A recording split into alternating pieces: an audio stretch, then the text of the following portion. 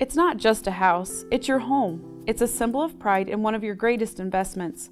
You can't risk the financial devastation of paying for a large loss out of your own pocket, and that's why it's so important to protect your home and its contents with the proper insurance.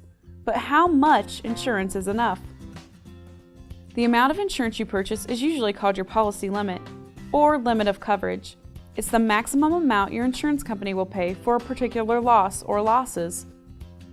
Each policy is unique and may include a variety of limits, so we'll just focus on the common ones. First, let's take a look at coverage for your property.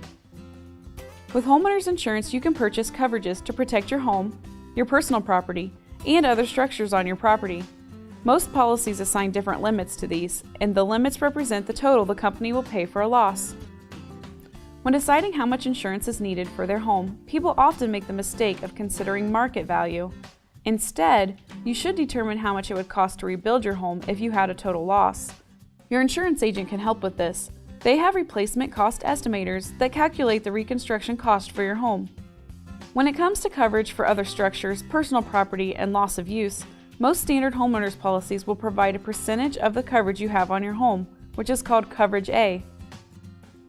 So for instance, if the Coverage A amount for your home is $200,000 and your policy provides 10% of that amount for other structures on your property, you would have $20,000 worth of coverage available for other structures.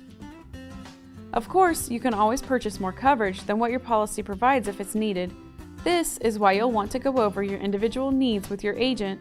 They'll work with you to examine which amount of coverage would best protect your property and possessions.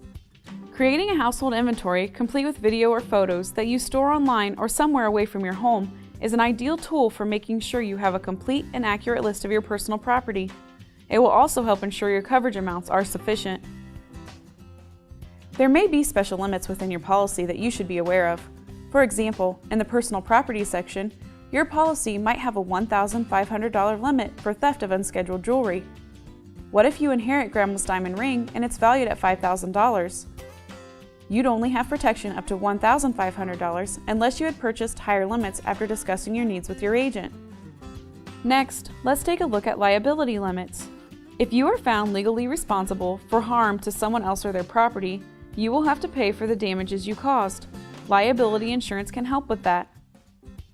When it comes to home insurance, most policies put bodily injury and property damage together under one limit and call it personal liability.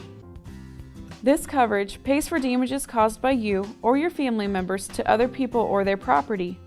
Your agent can help you pick the appropriate limits for your personal liability coverage.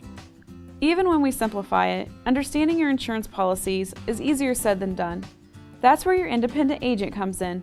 They are here to answer your questions and help you understand which coverages and limits you need to protect you and your family. To help make the right choices, be sure to contact your local independent agent today.